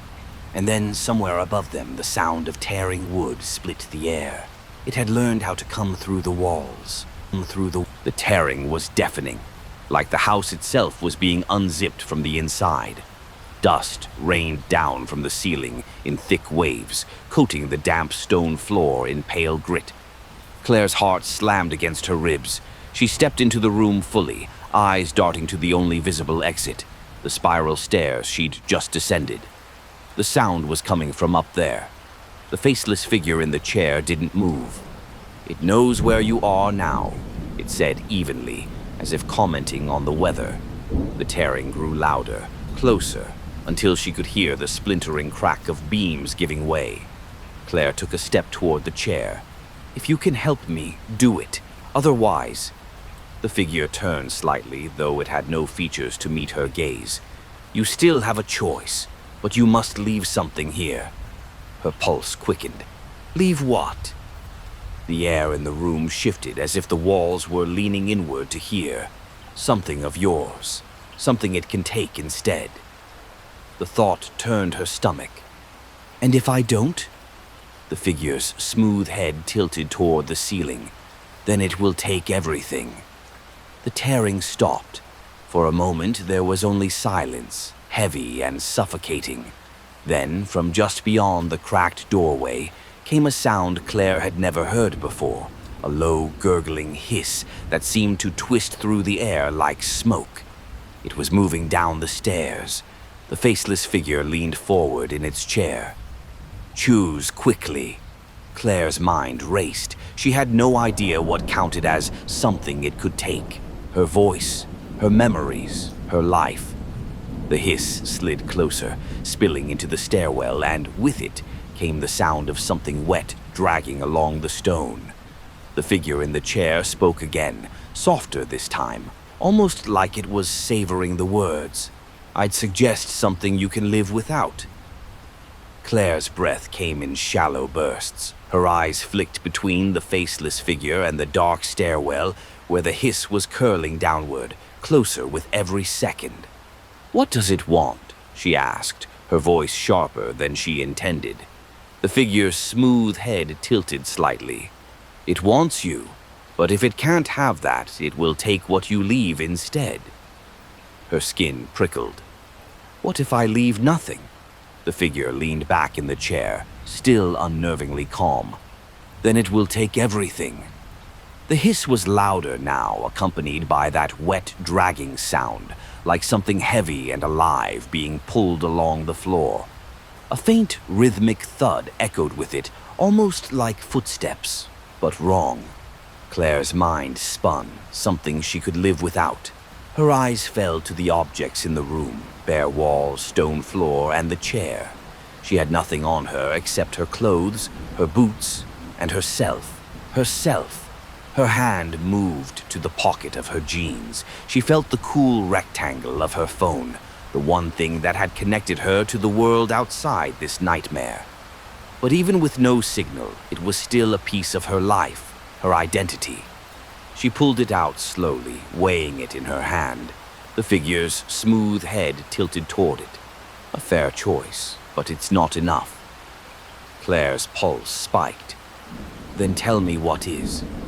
The hiss reached the bottom of the stairs. A shadow stretched across the doorway, long and thin, sliding along the wall. The figure spoke again, low and deliberate. "It needs something that matters to you, something that would hurt to lose." Claire's throat tightened. From the doorway came the faintest whisper, too soft to belong to the chair-bound figure, too sharp to be hers. "I'll take your name. I'll take..." The words slid into her like a blade made of ice. Her name. Not her phone, not an object, her. If she gave that up, what would be left? Would she still be herself, or just a hollow shell that remembered shadows of who she'd been? The hiss in the stairwell deepened, filling the room with a vibration she could feel in her ribs. The shadow on the wall lengthened unnaturally, stretching toward her feet. The faceless figure spoke without moving. "If you give it your name, it will bind itself elsewhere, for a time." Claire swallowed hard. "And if I don't? Then it will keep chasing you until you have nothing else to give." The whisper came again from the stairwell, more insistent now. "Say it to me. Say it once, and it's mine." Her name sat heavy on her tongue. She could feel it, its weight, its shape. Like speaking it out loud now would be an irreversible act. The faceless figure leaned forward, the bare curve of its head tilting toward her. "Decide. Quickly." The shadow had reached the center of the room. The air turned colder, sharp enough to sting her lungs. Claire's heart hammered in her chest. She could barely think past the pulse in her ears. Her lips parted. The first sound of her name slipped free. And the bandaged figure's hand shot out of the shadows, clamping over her mouth. "Not to that," it hissed. "If you must give it to me." The shadow froze. The hiss in the stairwell dropped to a low, dangerous rumble. The faceless figure's head swiveled toward the bandaged one, and, for the first time, Claire felt something new in the air. Not hunger, hostility. The air between the two figures seemed to thicken, pressing against Claire's skin like static before a storm. The faceless figure rose from its chair in one fluid motion. Though it had no eyes, she felt its focus shift entirely to the bandaged figure. "That name was promised to me," it said, its layered voice curling through the room like smoke. The bandaged figure didn't release her immediately. It spoke low, almost to her ear. "If you give it to me, I can hide it. It will not touch you while it is mine." The faceless one stepped closer, each movement silent, the stone beneath its bare feet somehow not making a sound. "And if she gives it to you, she'll be bound to you instead. Isn't that right?" Claire's pulse hammered. Both of them wanted the same thing, but for reasons she didn't understand. The bandaged figure finally took its hand away from her mouth, but didn't step back. "One will hunt you, one will own you. Choose quickly before the third arrives. The words made her skin crawl. Third, from the stairwell came a noise unlike the hiss or the rumble before. This was a sharp, scraping drag, like something metallic being pulled along stone. The faceless figure's smooth head tilted toward the sound. It's almost here. You have seconds. The bandaged one turned slightly as if shielding her. Speak your name to me or not at all, it said. The scraping grew louder, closer, until it was right at the doorway. A sliver of movement appeared there, quick and low, like something darting into the room. Claire's voice shook. If I give it to you, she asked the bandaged figure, do I ever get it back? The answer came without hesitation. Only if you can take it from me. The weight of the choice sat on Claire's chest like stone. The faceless figure was standing utterly still now, its head tilted in patient expectation. The bandaged figure loomed at her side, waiting for the word that would bind her to it. From the doorway, the scraping metal dragged across the floor again, closer this time. A smell rolled in with it, rust, damp earth, and something sweet and rotten underneath. She didn't dare look toward the third presence. The bandaged one leaned closer. Decide. The faceless one's layered voice slid between them. Say it to me, and I will take nothing else. The scraping stopped. For a moment, the silence felt even heavier than the tension between the two figures. Then a third voice, low and wet, came from the doorway. Say nothing, and I'll take it anyway. Her pulse spiked. The presence at the threshold was close enough now that she could feel its breath along the floorboards, hot and damp. The bandaged figure's voice was urgent now. Now, Claire. The use of her name felt like a hook buried in her spine. Her lips parted. She didn't know which one she'd speak to until it came out. But before she could utter it, the thing in the doorway moved. Fast. Something cold and jagged wrapped around her ankle, yanking her off her feet so hard her breath left her in a gasp. The world tilted as she was dragged across the floor toward the threshold.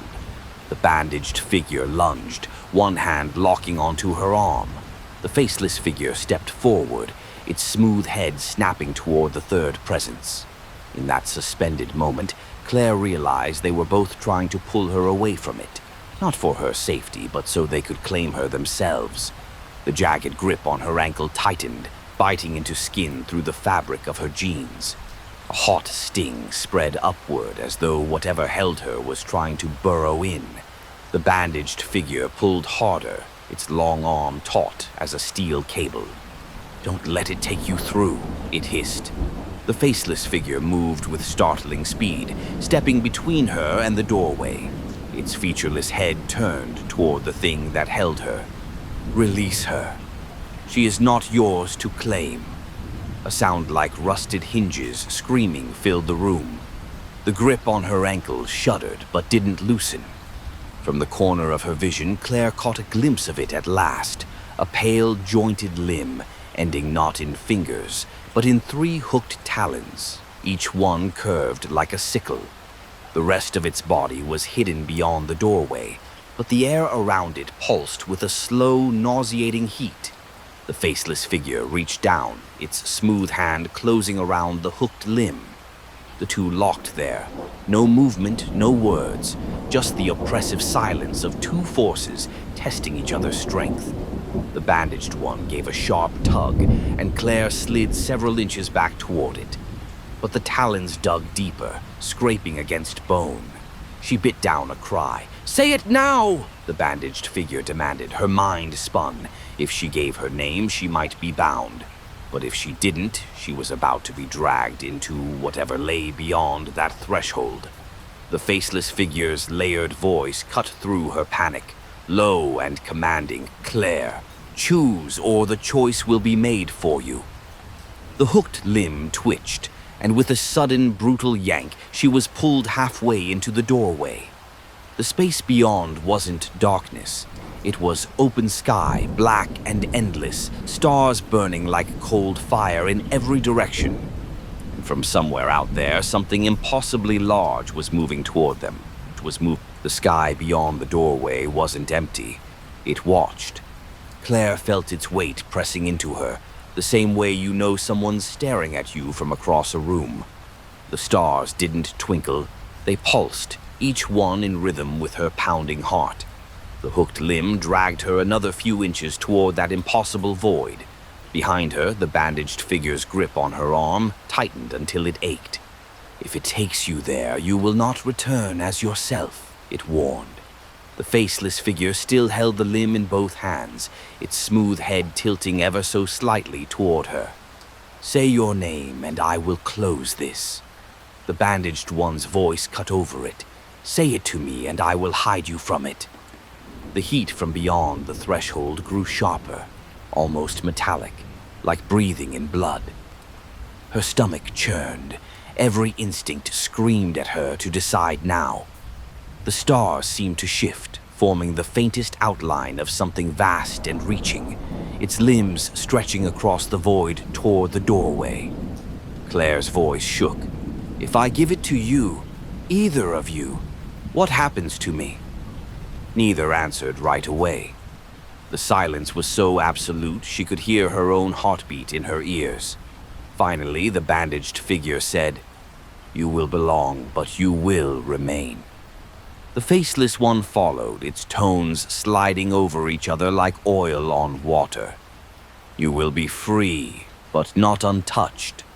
The hooked talons dug deeper into her ankle, and the first fingertip of that vast shape in the stars brushed the edge of the doorway.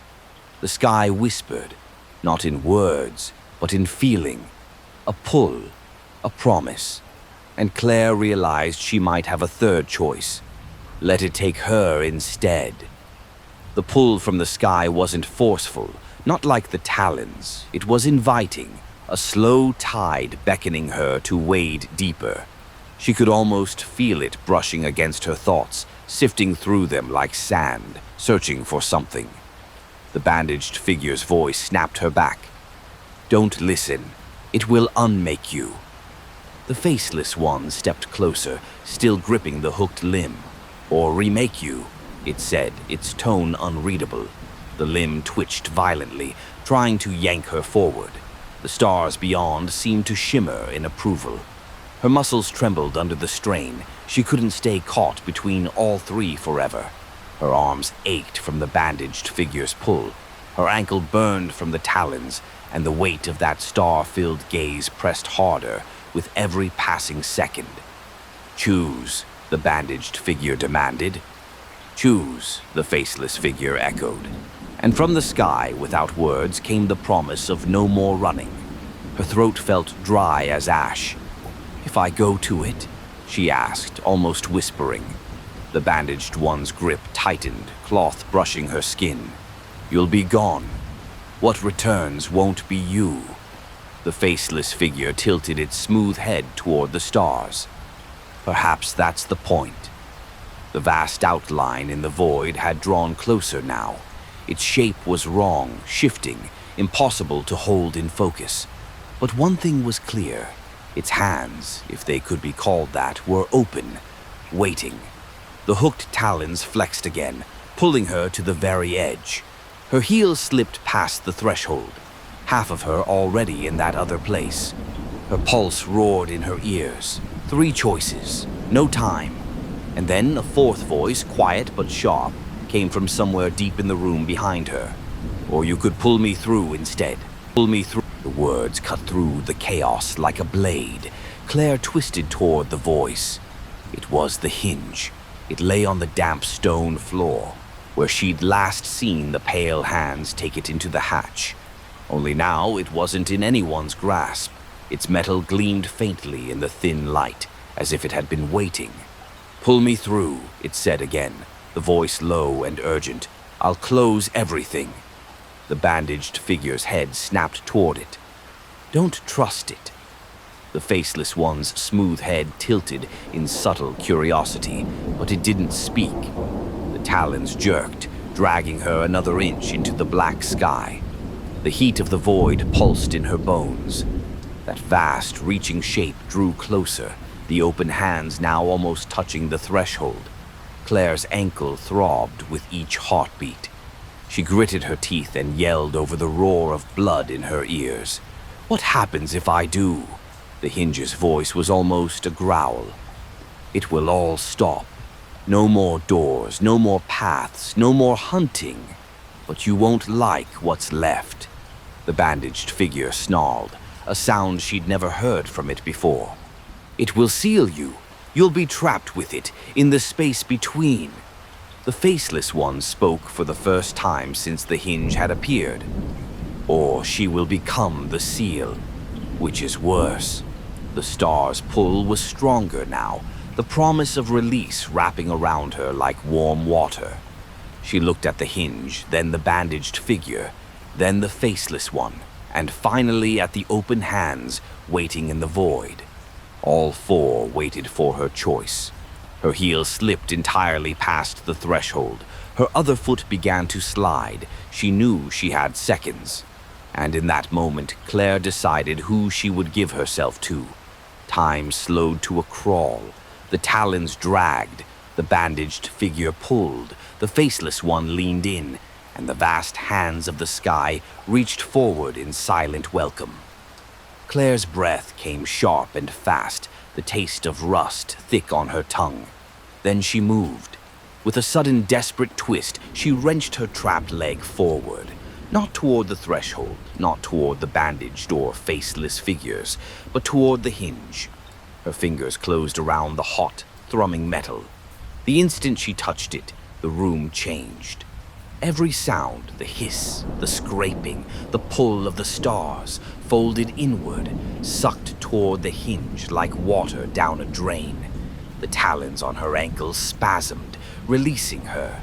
The black sky beyond the doorway rippled, its vast hands dissolving into a smear of starlight. The bandaged figure staggered back, clutching its head beneath the wrappings.